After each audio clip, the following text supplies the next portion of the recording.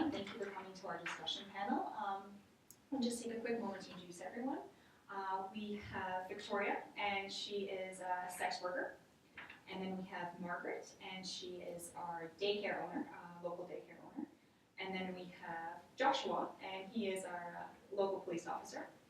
And then we have Samantha, and Samantha is an advocate for sex workers. So welcome everyone for coming.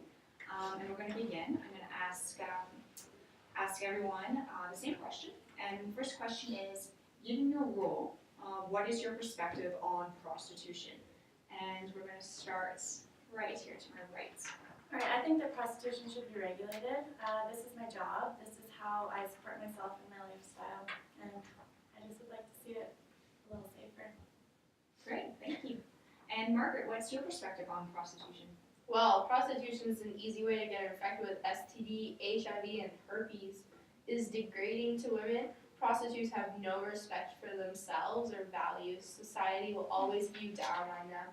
Overall, prostitutes have a harm to children and creates fear and intimidation for people in their own neighborhoods. Okay, so I see there's a strong reaction from that. Thank you for sharing, Margaret.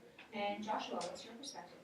Well, in Canada, we practice toleration towards sex workers. This means that buying and selling of sexual services is legal, but there are laws prohibiting a variety of activities related to sex work that are judged to be harmful. Great, thank you. Samantha, your perspective, please.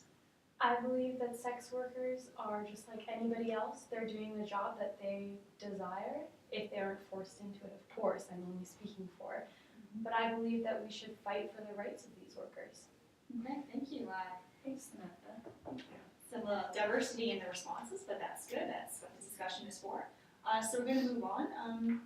The second question, I'm going to ask this specifically to each person. So I'm going to start with Victoria. What do you want from this, from sex work? What are you looking for?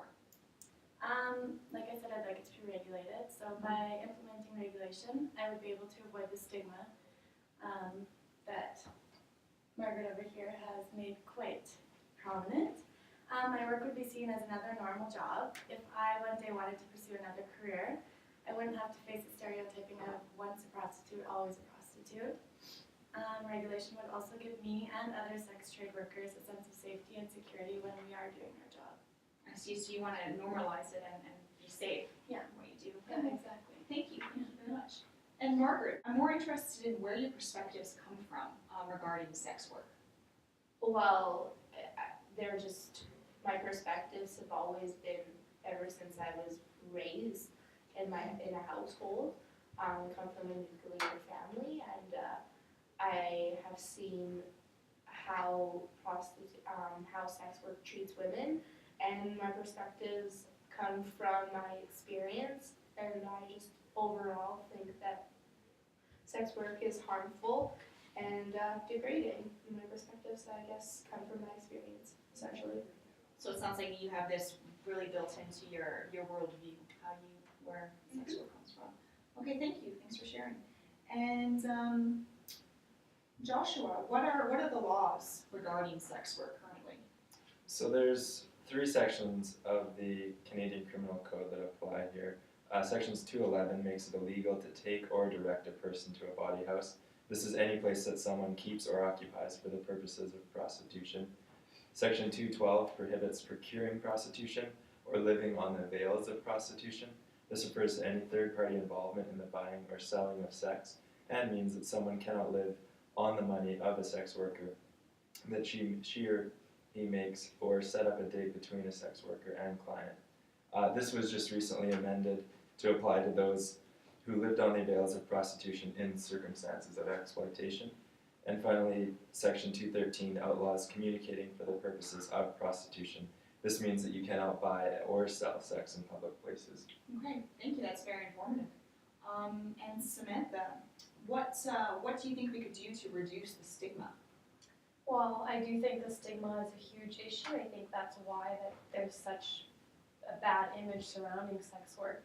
And I think we could develop some form of action plan. We could do some kind of media campaign using social media, radio, documentaries. We could work with the provincial harm reduction programs that are already in place to make the programs more accessible to sex workers.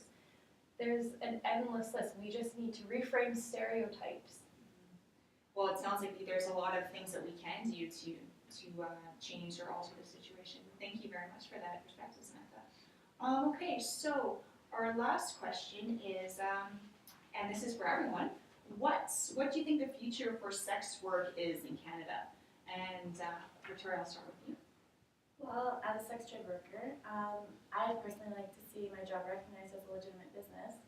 I've learned multiple things in this trade. I've learned transferable skills that can be used for small business, things like managing money, keeping records, managing a client database, and so on. In our profession, it's not like we're asking to be in your face or put out in the open. We don't need signs that say sex for sale, but we would like our work to be recognized as normal. By creating a universal recognition of sex work as normalized and professional, this will be a step towards reducing the stigma and improving the safety of my work. It would also increase the recognition as sex trade workers as respectable individuals with equal human rights. We all want to be seen as human beings, not commodities. Great, thank you. And Margaret, what do you think the future of sex work is in Canada? Similar to what it is now, we should uphold the legislation to prevent harm to children, women in our society. Since prostitution is not going anywhere, we should just send the prostitutes to prison to help clean up the streets. Children and young people will be negatively impacted from decriminalizing or legalizing prostitution. Young people will be lured into prostitution and sex work, and this is a standard I do not want to set for children or young women. Legalizing prostitution cannot eliminate rape either. When it bought rape, prostitutes were the one who turned their bodies into objects. They chose a career that degrades them. And I think that what we're doing now will still be the future for prostitution. I really believe that there's no hope, and I think we're doing the right thing. If we should actually be creating more enforcement. Okay, so more To control.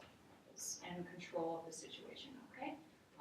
Joshua, what do you think the future for sex work is in Canada? Well, everyone is starting to realize what we're doing isn't working. We really need to try something new. Whatever it takes to make these girls have a better life and try to get them out of the sex trade, definitely. Residents don't want to see these girls out in the middle of winter, 30 below, freezing to death. In the past, people have said, okay, we're just police officers and we'll deal with the crime. I say no. I say we're about creating the right culture in society.